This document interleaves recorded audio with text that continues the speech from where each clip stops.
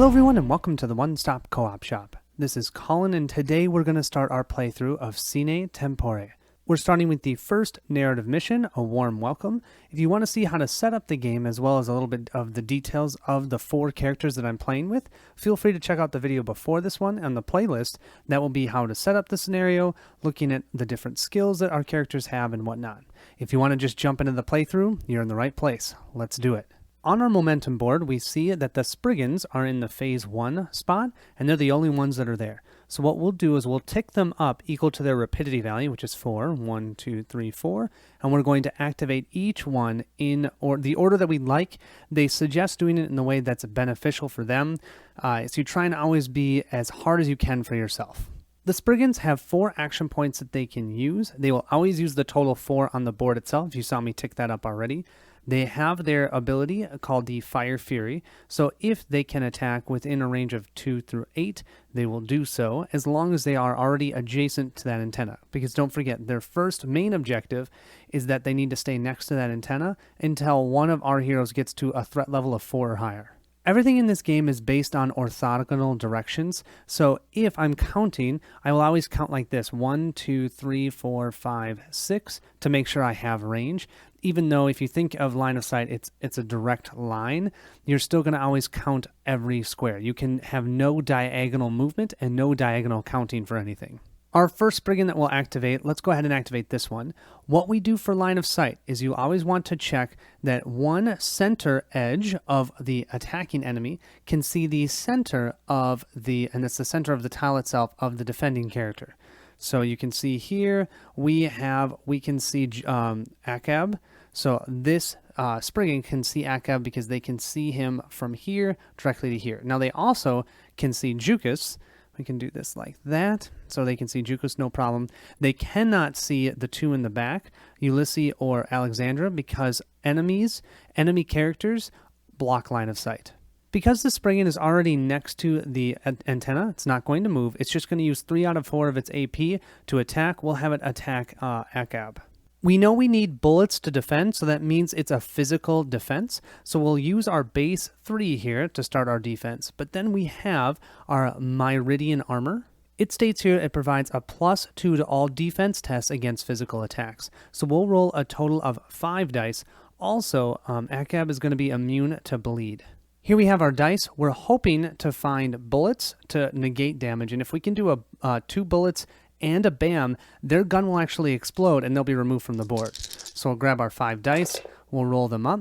We have 2 bullets, so we negated the damage, but I don't see a BAM. So unfortunately, his gun didn't backfire, but he did miss. The Spriggan in the back will also be able to see Akab. You can see this here, but can he see Jukas? Yeah, actually, he'd actually be able to see Jukas as well. So we'll have this one attack Akab as well. The one over here will be able to see Jukas, and so I'm going to have him attack Jukas, but the one in the back is not able to get to the center of Jukas' tile without going through this specific tile, and because of that, he cannot see it because the antenna is blocking line of sight. We could have the Spriggan use their action points to move, but he'd have to use 2 movement to move to here so he could see, and then once he does that, he doesn't have enough to attack. So we won't move him and we'll leave him there. We'll just do 2 more attacks. One will be on Akab from this Spriggan, and one will be on Jukas from that Spriggan. We'll pick up our dice, and we'll roll all 5, looking for bullets. We've got 1 bullet, 2 bullets, still no BAMs. So no, his gun didn't explode, bummer, but we didn't take any damage. Jukas' total defense is 3, but he does have this Vakos chest. This states he receives a +1 stat to all defense tests against physical attacks, so he'll roll 4 dice. Don't forget, even if we do take damage from an attack, this is a weak attack, so I'll only take 1 damage at most. And I'm glad I brought that up because I have no bullets here, so we didn't defend against that attack at all. We're going to take 1 point of damage. Damage in this game is tracked by these tokens. This denotes you have 1 damage, that denotes you have 2, so I'll just place it on him like this, showing that he has 1 damage. We've completed the Spriggan's activation. We'll now move to either Akab or Alexandria. We look at the total rapidity for each character that's in the same phase. See, I gotta move this here. So the rapidity of Akab is 6 versus Alexandra is only 5, so Akab has to go first. Akab's going to go ahead and use 2 AP to move. So I first have to move my token 2 spaces. Okay, so because I just passed these hunters, we have to first see if we have any reactions for those hunters.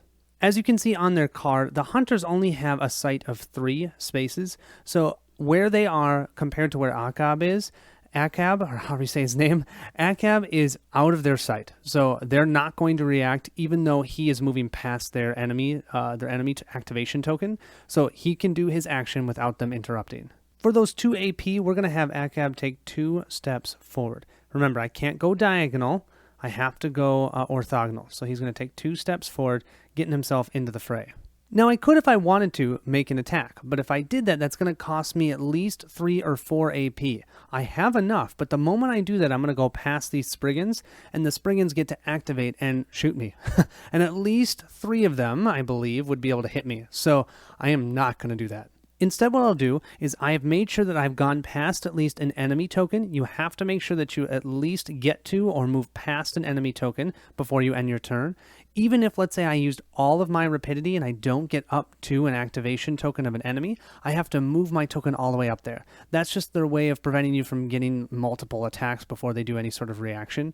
So I am past the hunters, so that's good. Now we're going to go ahead and do Alexandra. She has a gun that we're going to activate.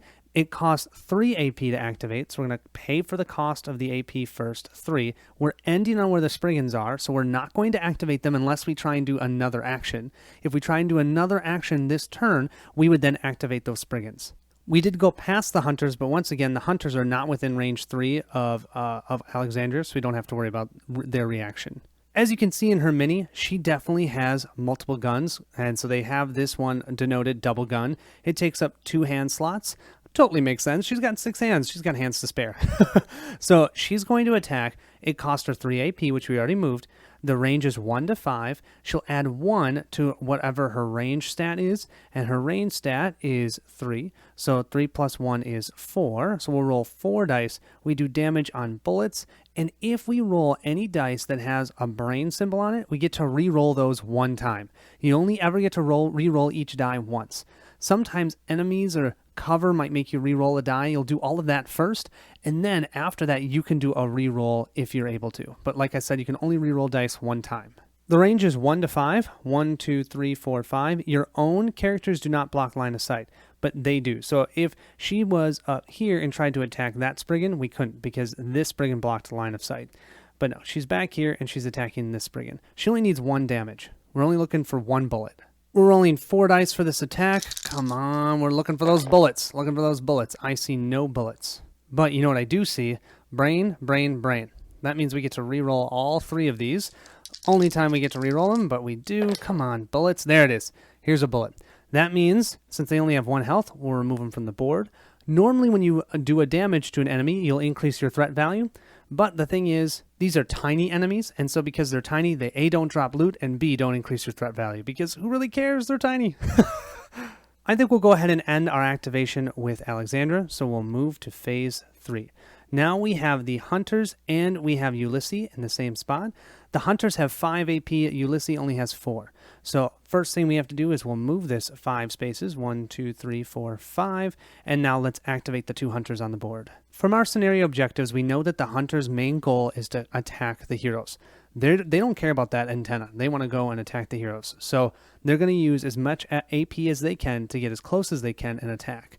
From how I understand it, even though they have the reach too, they're going to want to get as close as they can to a character because that will then make that character engaged with them. And if that character wants to move away from them, they will have to spend an AP to do that, and that enemy gets a free attack on them to try and become disengaged.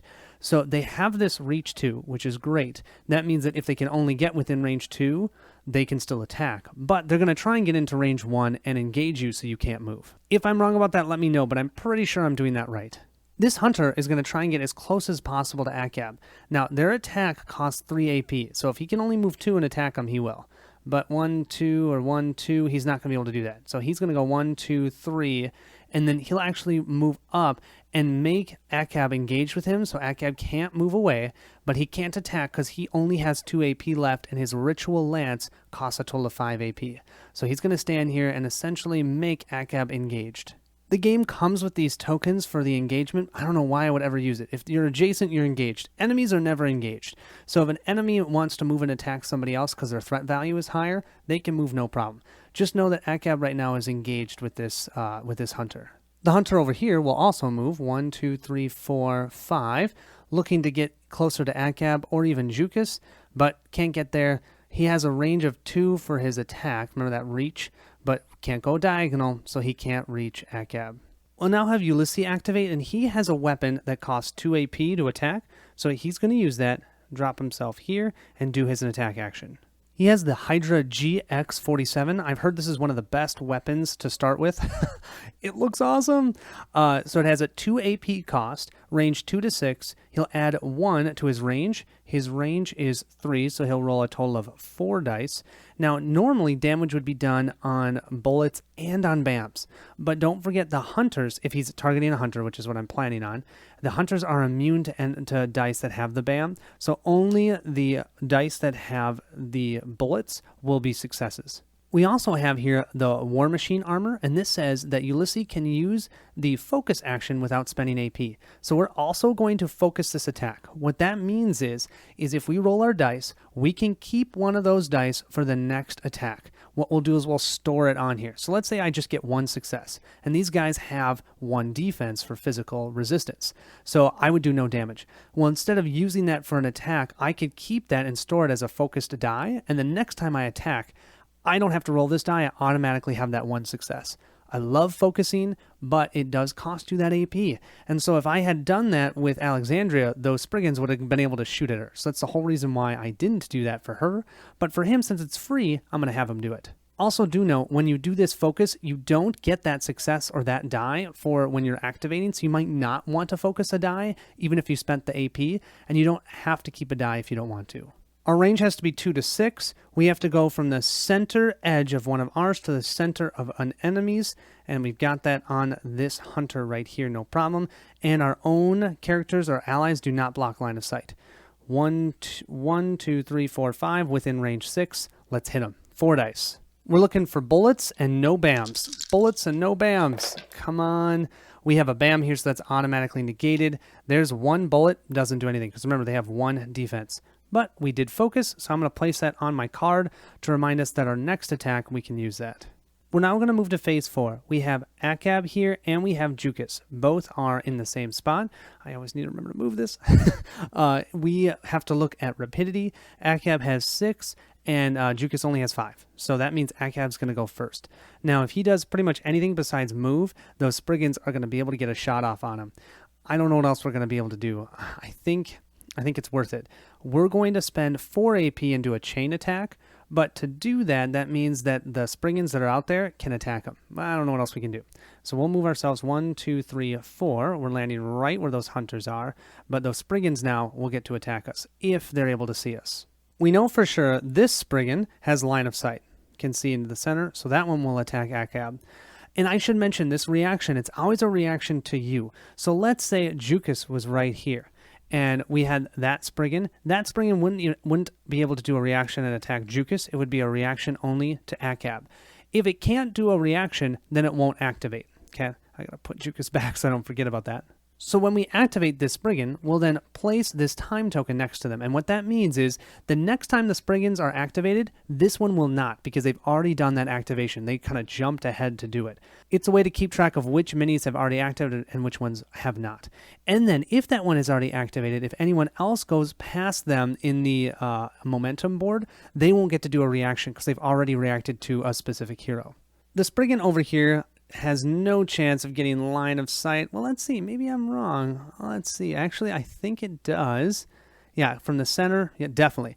He is hiding behind this antenna and shooting around it at Akkab. So definitely that one's going to be able to attack.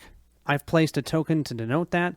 Our third one, though, no chance. No chance. It's always going to hit our antenna, and it won't want to move 2 spaces here because then it doesn't have enough AP to attack. So it will wait and try and react during its turn or during another hero's turn if they can see it.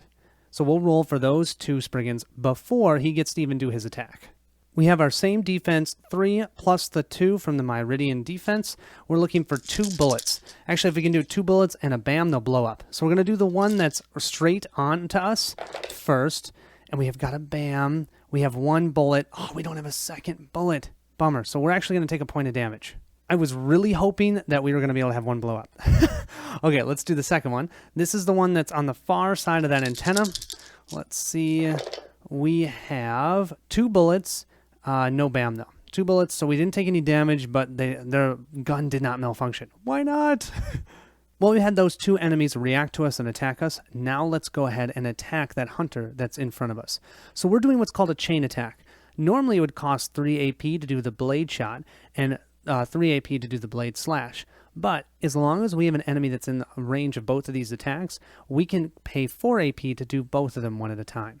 Our first one is going to be a range attack 1 to 4. So we're going to add our 3 plus the 1 here. So our 3 on here, right there, plus the 1 ATB for 4 dice, rolling for bullets. We're going to try and get as many successes as we can. Then we're going to be rolling 2 dice plus the 3 here, so 5, looking for fists with our blade slash. And that one is only at range 1, but that hunter is in range 1 and is within range 1 and 4. We're going to roll 4 dice looking for bullets, and we have 1 bullet and 2 bullets. 2 bullets. So we have 2 bullets. That's great. That does a total of 2 damage. They have 1 physical resistance, so we did 1 damage. They only have a total of 3 health. And by 3, I mean 4. He only has 3 health remaining. So now what we'll do is we'll pick up all these dice, add 1 more for our 5. Come on, fists. We want so many fists, it's not even funny. I've got 1 fist there, and that's it. Oh, man. Now look at this. If we had done this one first, we got 3 bullets. I would have done 2 damage. It is what it is. So we did nothing with our second attack on him. Now, I could have focused, and that would have been a good idea, minus the fact that we would have pushed ourselves past their spot on the boards. That's why I didn't want to do that. We'll move to Jukas' turn, and during the token phase, which is the beginning part of your turn, he has the ability that every hero within range 3 gains a reroll token if they don't have one. They're all within range 3, so I have 3 reroll tokens going out to my team. Love it. That means you can reroll any die. You can use it for any reroll. That's not it, though. He has his Evokus Helm here, and that states that during his token phase, if this card does not have a reroll token, place one on here, and he can use that to reroll any die. Then what we'll do, we've moved the phase marker over to his turn. We'll spend 2 action points to move 2 spaces. That means the Spriggans, though, get a chance to attack him. The only one that hasn't activated is the one in the back over there, so let's see. Let's see what they have. If he can see center to center... Oh, yeah, I'd say he can. And 1, 2, 3, 4, 5, 6, 7. They have a range of 8. Yeah, they can definitely hit him. Jukas' physical defense is 4, so we'll grab 4 dice, and we'll roll them up. We've got 1 bullet, 2 bullet, and a bam. Great. That means this Spriggan is toast. Doesn't drop any loot, but that means 2 down, and we got 2 more to go. We now can complete our 2 movement, so we'll go 1, 2 to move right up here into the fray. And with this, although I could attack, if I do that, I'm going to spend too much AP, and these 2 guys are going to be able to react to my attack, and they're both going to attack Jukas. I don't think we're ready for that. He already has 1 damage, so we're just going to end our activation now, and we'll wait till we start at phase 6. Let's go to phase 5. We'll move ourselves to phase 5, and we have Ulysses, Alexandria, and the Spriggans. Ulysses and the Spriggans both have 4 rapidity, so they're tied, and ties always go to the enemies, so the Spriggans would activate before Ulysses, but Alexandria has 5 AP, so she'll go first. She's going to go ahead and use her Drone Healer ASC. So this costs her 2 AP, and she can target a hero within 3 squares of her. So that's going to be Akab. That's the only one that's damaged that she can do that. And she'll roll 3 dice, and for each wound symbol, she'll heal that one. She can also disable the drone, allowing this skill to be used for a Genoid hero. We don't have any Genoid heroes, but the other standard one, I believe, is a Genoid. So that's the only way you can heal her. If disabled, you can no longer use it for the rest of the mission. The other thing that's really cool about these items is the resources that we find can potentially power them up during the scenario. So you see that symbol? That would be a type of resource we might find. And what you do is you look on the back of the card, It will state what you can do. You can have improved regeneration. Discard a green energy cell to add 2 dice when the drone uses biosystem regeneration during this activation. So you could roll a total of 5 dice instead of 3. You could really heal someone.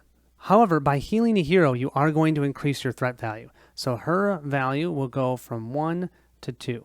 What this means is if an enemy can get to her versus anyone else that's a threat value 1, they'll actually prioritize her over anyone else. Makes her, they're realizing she's a little bit more of a threat because you know what? She's healing her allies, keeping them alive longer. So if they can reach her, they're going to do that. And I should say reach her and attack. So from how I understand it, if those hunters can't actually attack her, they'll still attack the closest hero. But if they can attack her or someone else, even if someone else is closer, they'll go towards her. We'll spend the 2 AP, 1, 2, and we'll go here. We're just looking for 1 blood symbol, because that's all that Ekeb have is 1 point of damage. If we can do that, oh great, we did 2. He healed for 1. Now I could go ahead and now take a shot at those hunters. I'm not likely going to hit. So instead what I'm going to do is I'm just going to use 1 AP, match myself up with these hunters so that then I can get a little bit closer, start moving into the map itself, and then when I activate next time I can potentially heal again or do an attack. I feel like the reaction is probably one of the coolest parts about this game, but it can also be the most confusing. So hopefully I'm doing it right. Do let me know though if I am doing it wrong, please. Next to go are the Spriggans because they're tied in rapidity with Ulysses. 1, 2, 3, 4. They're going to move up 4 and we'll activate them. Good thing for us, they both have activation tokens next to them, so I'll just remove those. That means they've already gone for this turn. Nothing else we need to do. So now it's Ulysses. We're going to go ahead and have Ulysses do a pretty big attack here. He's going to use the other part of his weapon. It costs 4 AP to do that. 1, 2, 3, 4. He's going to go past the hunters, so now we need to do a check to see if the hunters will react to him. The hunters have an eyesight of 3. 1, 2, 3. 1, 2, 1, 2, 3. They will not react to him. He's too far away. We're going to use the bottom part here. It says right. Cost us 4 AP, range 3 through 6. He'll be rolling a total of 4 dice, plus we have our 1 auto success here from focusing. And the fun part is we're doing an area effect damage. It's going to affect 9 spaces. Now, that could affect our allies depending upon where we shoot this thing. It's range 6. I believe I can do this. 1, 2, 3, 4, 5. We're going to drop it here. So that's our area that we're attacking. And so we'll hit here, here, and here. So we get to attack all 3 of these enemies. And here's the thing. We only roll 1 time and it'll affect all the enemies. Each one will be affected by a single die roll. So that means with this auto success, we don't even have to worry. This guy's going to be gone. He's toast. Now we just have to see about these 2. We'll go ahead and do our free focus as well, just in case. If we don't want to use one of our successes, we'll see. Let's grab our 4. Oh, look at this. We got bullet. Holy moly. So that's a total of 4 damage. 1, 2, 3, 4. Oh, man, if we can get 1 more success, I could try and re-roll this one. Yeah, why not? We've got our re-roll token. Let's use that so that we can re-roll this one. If we get a bullet, we can take out both of these guys, which is awesome. And we didn't. That's a bam. It's negated anyways. But that's okay. At least it was a good shot. So we did a total of 4 damage minus 1 because they have the armor of 1. So that is 3 damage each with that minus 1 armor. 3 here, and he already had 1 point of damage, so he's gone. That weapon is awesome. Yes, I totally agree. We will drop this loot right here, and that will be the end of Ulysses' activation. I did almost forget, since we wounded 2 normal-sized enemies, we have to increase Ulysses' threat value to 3. Let's go ahead and move to the next phase. We'll move here. So now it is Jukis' turn. During that token phase, anyone within range 3, all heroes are still within range 3, and only Ulysses used his reroll, so he'll just gain that again. Jukis still has his reroll from before. We're going to go ahead and use 1 AP to move and 1 AP to interact. Jukis will move right up to here, and then he is adjacent to this loot token. It costs 1 AP to interact. We'll grab that, and we get to draw our first resource card. Let's draw this top card, and we have a green energy cell. Okay, so it has a power. Discard this energy cell card to activate the green energy power of one of your equipment cards. Cool. Or it has an instant effect. You can discard this card, this energy cell card, to gain +1, that's physical strength for this activation. So either that can help your attack or your defense. And what's cool is you get to keep this. If you decide not to use it, you can keep one of your resources that you earned that round to the next scenario. and I shouldn't say that, round this scenario to the next scenario. So you can already have maybe a powered up unit. And if you look here, we have this card for Alexandria that can actually use that. So if we can get that to Alexandria, she can use that to do her additional healing, or heck, for Ulysses and his armor here. Let's see, what can he do with it? It says discard a negative status token on this hero. That's so cool. So you've got different things that you can use these resources for. But right now, Jukas has this. Looking at the momentum board, no one's at phase 7, so we'll simply skip that and move to phase 8. Now I believe, yep, Akab is the highest at 6 rapidity, so he can go. And what's great is because he's here in the same spot as the hunters, he can activate, and those hunters won't react because they're in the same spot. However, he does anything more than one movement, the one remaining Spriggan is going to react. And really, I don't know why we wouldn't. We're going to go ahead and move 2 spaces. So by doing that movement of 2, that Spriggan can try and attack us. That Spriggan has a total of 4 AP. I think, though, yeah, he can totally see Akab right now. He's not going to move because technically, if he moved here, he's no longer adjacent to the antenna. Because remember, diagonal is not considered adjacent. So he can see Akab. Well, let's see. Does he get through Jukas' space? Oh, I should have looked at that. Let's see. Ooh, that's tight. I think Jukas actually does block his line of sight. So I think when Jukas will go, he'll try and attack Jukas. He cannot see Akab. So he will not attack Akab. Instead, he will wait and try and attack someone that he can see where he is. That means Akab can do his 2 movement, 1, 2, and then he's going to do his multi-attack again. Let's see if we can actually hit him this time. This will cost us 4 AP, 1, 2, 3, 4. And we're going to try and do this Gunblade chain attack. So first time, we're rolling 4 dice, looking for bullets. Next time, we're rolling 5 dice, looking for fists. And now we have a reroll token thanks to Jukas. 4 dice, looking for these same bullets. Come on, we just need 2 and we take them out. And this one is automatically negated. Here's 1. Okay, let's use that reroll token. I'm going to use it for the bullets because there are less chances of getting 2 fists without a BAM. So I'm using that reroll. Let's reroll this one. Come on, just a bullet. Just a bullet. Boom! That will take him out. That will also increase our threat to 2. In a game with a bunch of dice rolling, don't underestimate the value of a reroll. So we'll drop this here. Look at that. Now all we have is that little teeny Spriggan that might even blow up himself. Once an enemy set is defeated, we'll remove their token from the momentum board. Okay, sorry you guys, you might see that these tokens are in different spots. I had to retcon something that I think I did incorrectly, so I'm hopefully going to do it right this time. So Jukas and Alexandria are in the same space. They each can go at any time they want. I mean, they can decide who wants to go first because they both have the same rapidity value of 5.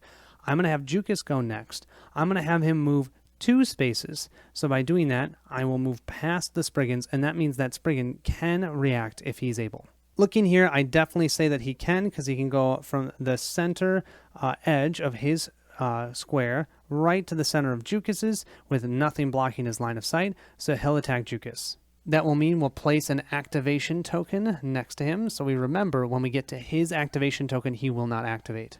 Jukas's defense is 4. We'll roll. We're looking for bullets. I've got 1 bullet here. Oh, why don't I have another bullet? You know what?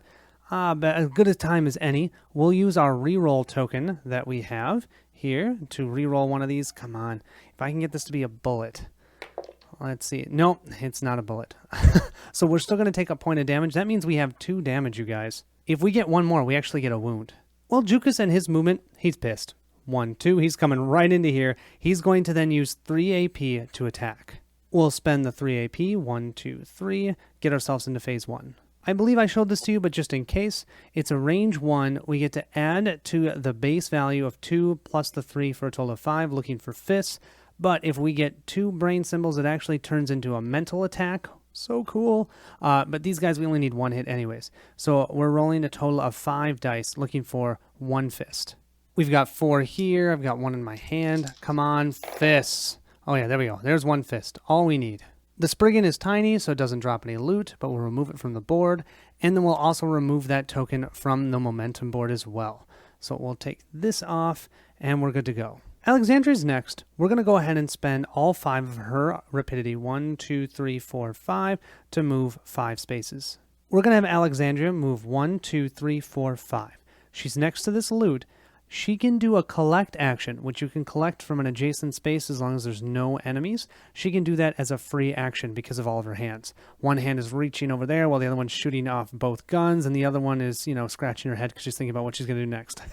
So let's go ahead and remove this loot token and see what we find. We'll grab this top card, and we have a med kit. Okay, the med kit may be used on your turn on an adjacent hero. 1 AP, roll 5 dice. The target of this ability recovers 1 wound for each wound obtained, icon obtained from the roll. The target of this ability cannot be a genoid hero. Discard this card. You can also spend 1 AP to remove a status token from the targeted hero and discard this card. Oh, that is cool. I would say that was thematically fitting. So we'll now move to phase 9. Ulysses is going to go. He'll just use 4 AP to move 1, 2, 3, 4. We'll also get ourselves into phase 1. Jukas and Akab are over here by that spawn point. I don't think they're going to need any help. 1, 2, 3, 4. We're going to come over here and help Alexandria with whatever comes out on this other spawn point. Speaking of which, we'll move this all the way over to phase 1. We're now at 2.1. So this kind of got all messed up. We're now at round 2, phase 1. That's where we have our first enemy draft, and our only one for this scenario. From how I understand it, when you do an enemy draft, you'll reveal one of these cards. Now, this one is set up to only have troop enemies. So there's only 4 of them, I believe, 4 or 5. But what we'll do is we'll flip that, and then we'll spawn one of those at each of the spawn points. So if we had been able to destroy one of those spawn points, we'd only put 1 on the board. We're going to be placing 2 on the board. And what they're going to do is immediately activate, because they'll be placed in the phase where we are currently at. And then no matter what, even if their rapidity is less than someone else in that spot, they will still activate first. And we have kids. Oh, a kid. These kids are also tiny, makes sense. So they're not going to increase our threat. Their goal is to get next to that antenna first. No one is at level 4 for threat, their threat value. So yeah, they're still going to try and get next to the antenna first, and then if they can attack, they will. You can see here they can see up to 7 range. They have no defense for physical attacks, 1 for mental actually, 2 health. They attack with a hot hug. I like that. I don't really know what that symbol means. Hot hug, I'm thinking it says 3 AP, so it costs them 3 AP to do. Range 1, they want to be next to somebody, and to negate that damage, you have to roll a BAM symbol, which is actually kind of hard to roll. It's only on 1 on 6. And they're immune to any symbols or any dice that have the shield icon. Yeah, I'm really not sure why this hot hug has a fist here, because they're going to do an automatic 1 point of damage unless you roll the BAM. Oh, and I have to notice that they have fire here, so they also will put you on fire. A model with this token will suffer 1 wound at the end of their activation. To discard this token, a hero must spend 1 AP and roll an activation die. With the result of, that's like the push symbol, the hero manages to put the fire out and can discard this token. A hero can attempt to put the fire out multiple times during their activation as long as they have the available AP to do so. And how I understand this game, just like in Gloomhaven, no matter what, even if the attack misses or you block it, you still have the status effects happen. We've placed their enemy marker here. Let's move them up 4 spaces. 1, 2, 3, 4. So they're going to be placed there. That's the next time they'll activate. Let's activate them now. We'll place 1 kid right here and 1 kid right here. Now, here's the thing. They still want to get next to that antenna first. So let's activate this one first. He's going to spend 2 AP to get next to this. He can't attack because he doesn't have any more. He only has 2 AP and it's 3 AP to attack. So that's all he's going to do. This guy, same thing. He's going to spend 2 AP to get next to the antenna. Then he looks glaringly at Jukas, but he can't attack because he has 3 AP. That costs 3 AP, and it cost him 2 just to move next to the antenna. We may have gotten a little bit lucky on that. I believe I did that right, because they want to first go there since their threat value is higher than the heroes. So we're going to spend 1 AP for Alexandria. All 3 of these heroes, these 2 have 5 rapidity. Ulysses has 4 rapidity, so he'll have to go last. Let's go with Alexandria first. She's going to use 1 AP to move, and then she's going to use 3 AP to attack. 1, 2, 3. And because she's ending in the same spot as the Spriggans, that Spriggan does not get to reactivate before she attacks. Her 1 movement will move her right up next to him, and she's going to shoot his face off. She gets to roll 4 dice, and don't forget, any with brain symbols she can re-roll, plus she has a re-roll token. So she'll roll up. Any with that symbol are immediately negated, so that's gone. Wow, she doesn't have any bullets, but these all have brains, so we're going to re-roll all 3 of these. Yeah, we just need 2 successes on this. And wow, we did not do very well. We have absolutely no bullets. So that means she totally missed. She got right up to that kid. That kid's probably really good at dodging. She shot with both hands, missed with both of them.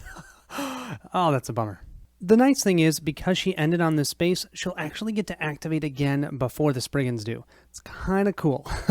So now Jukas is going to go next. He has his attack. It actually has a reach too. He's not even going to move any closer. He'll just spend the 3 AP to do an attack. Now, if you look at his weapon, it says it has a Psychonic Blade, and I believe if he rolls 2 brains, he has to.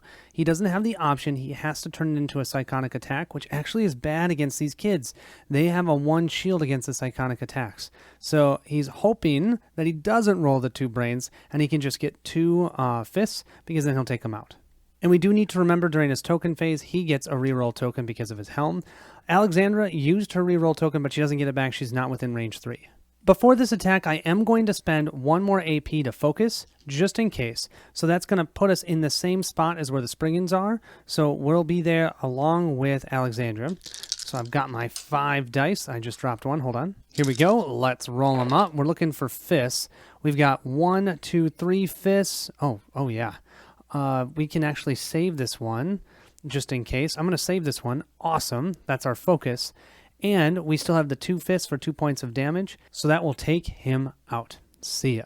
We're then going to have Ulysses go. He's going to spend 1, 2, 3, 4 AP, 3 for movement, and 1 to do a pickup or a collect action so he can get some loot. I think we all still believe that Alexandria will be able to take that kid out. So we're just going to go 1, 2, pick up this loot for that 3rd AP. We'll flip this card, and we have a purple energy cell. So we can use that to power a purple ability, which I don't think anyone has. We can also use it as an instant to discard this and get +1 physical and +1 range for that activation. Oh, that's cool. Our 4th and final activation will just move right here. That way, if Alexandra can't take him out, we can hopefully move ourselves into range and help her take him out. We'll move ourselves to phase 2. Akab is next. He's just going to spend 4 AP, 1, 2, 3, 4 to move. And right now, that Spriggan has no chance of seeing him. He's blocked by the antenna, so I'm not going to worry about that. We're just going to do our 4 movement. That kid wouldn't be able to get in range and attack Akab, so he won't even do anything. Akab will go 1, 2, 3, 4. He's getting himself farther in the back, ready to attack.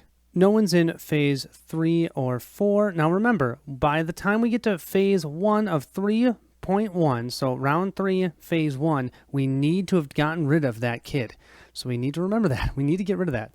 So here, the Spriggan has an activation or a rapidity of 4, so both Jukas and Alexandra get to go first.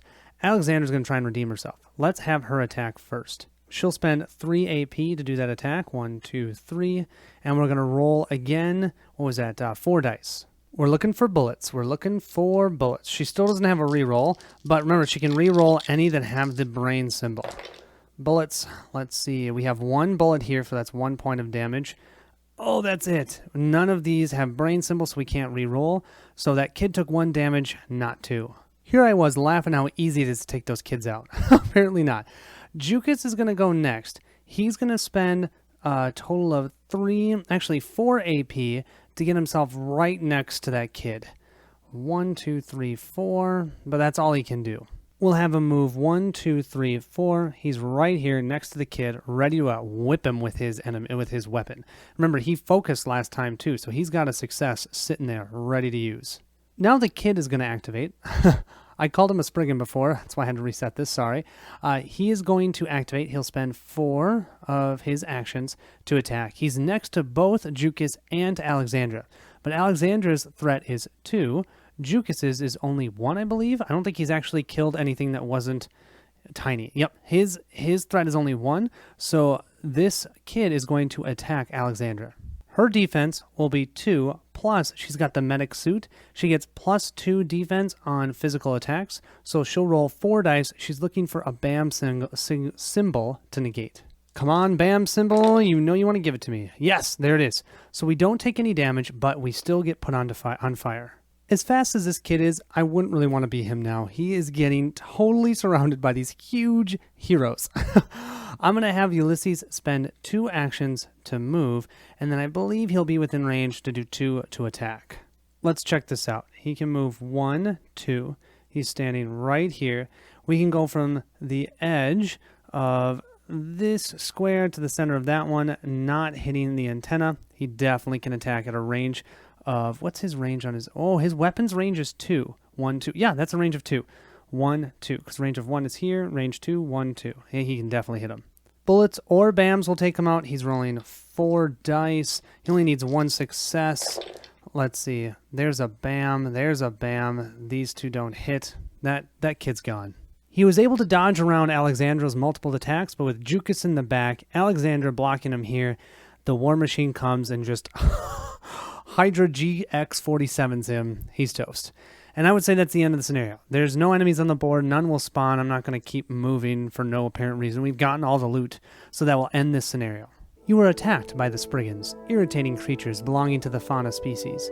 You may have been caught off guard, but you put up a good fight against the uncoordinated assault, tightly defending the antenna. Generally speaking, this is a relatively neutral race with no real interest in harming you. Alexandra makes a chilling discovery. You've ended up on one of their hunting planets. You have self-declared yourself as prey. Wonderful. We have rewards. Welcome to the Jungle mission has been unlocked. Before facing it, you must conquer at least 2 blue areas, which I'll show you what that means in a second.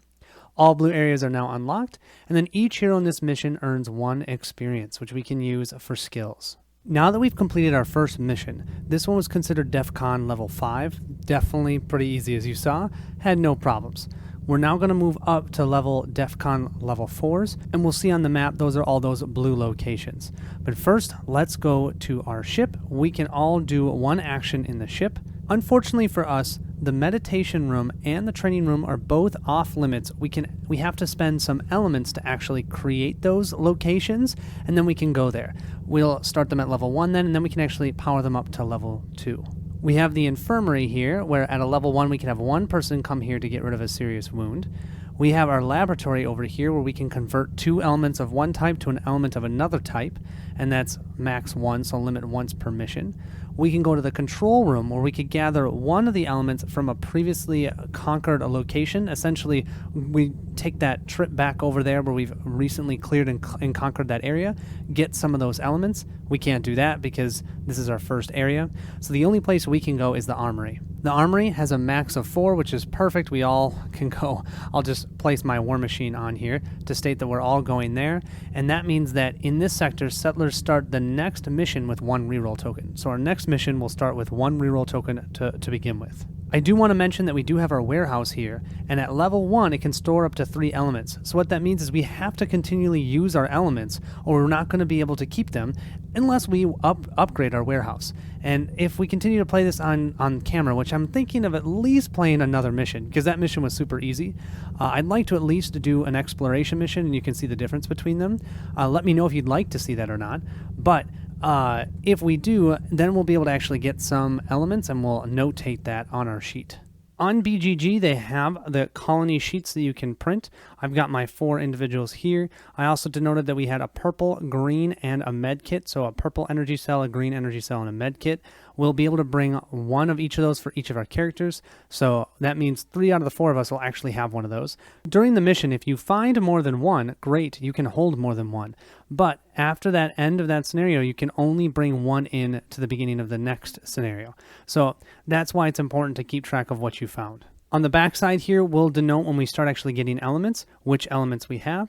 And then up here, it tells us what we need in order to upgrade different locations. So to upgrade to the control room, we're going to need 2 Inotanino elements and a Cacalanaminium. I don't know, I'm going to call them by their letters. So we're going to need some I elements and K elements. We have conquered our landing zone HQ area. We now have access to the blue locations. You can see there's 3 of them. We can go to the Rift, we can go to Neptune Lake, or we can go to the Haven. We can look at these elements and see, okay, these are the 3 elements we're going to receive when we conquer those locations. So I'm curious, what do you guys think? Where do you guys think we should go? Regardless, though, because it's going to be an exploration mission, I have all of my missions randomly shuffled up based upon DEFCON level. So our top one of DEFCON 4 is the escape. So we're going to do the escape as our next mission. Finally, we can use our 1 XP to do a skill upgrade. Remember, all of these ones are 1 XP. So I'm going to flip this over and I'm just going to point out the ones that we can upgrade to. You guys let me know in the comments which one you would suggest, or if you've played this, which one you've done, and let me know. And then I'll go ahead and pick one before the next mission. We could either learn First Aid, or we could learn Bleeding, or we could learn, what does this say? Mental Void. Oh, that sounds cool. Or we could learn the Neuroblast, or we could learn the Endurance, and finally we could learn this Clean Status. Wow, lots of options. And the hard part is, I showed you the other side, but you could look at the future advanced abilities and go, well, you might want to do this one because then in 2 more rounds, when you get enough XP, you can actually upgrade it to the next one. So yeah, lots to think about. I love that. Just curious what you guys think. Here we have Akab and his different skills. So these are the 6 that he can purchase. You can see the 4 that I placed the dice next to are the ones. It's just easier for me to show them to you. You got Plan the Scheme, Tactical Support, you have Concentration, and you have Sweep. You also have the Recon here and the Charge here. And I'll let you read those on your own. Here we have Jukas. 1, 2, 3, 4, 5, 6, 7. Oh, does he have 7? 1, 2, 3, 4, 5, 6, 7. He has 7 that he can do. Cool. He can learn Energy Lash. He can learn Energy Transformation. He can learn Slow. He can learn I Believe I Can Fly. I love that name. He could do Psychic Venom. He could do Psychonesis over here. And his last one is he could do Telekinesis. Wow. Telekinesis, it says it costs 2 AP, so maybe he can't. Oh no, that's his cost. Yeah, it's a basic. He can do that as 1 XP. I know this is a lot, you guys, and if you don't know, I get it. We've got 6 more here for Ulysses. He could choose either Nail Down, Shelter, Warsmith, Bleeding, or Electro Field, or Split Fire. And there you have it. That was Sine Tempore. I'm currently going to withhold any sort of judgment until I actually play a mission that's challenging. I think the reaction abilities will be really cool. It's going to make it really feel really tactical, but I need to play this game more to find out. So I'm hoping to show that a little bit more, and if you guys like it, you can pick up the game as well. Thank you so much for watching. I'll see you at the next stop.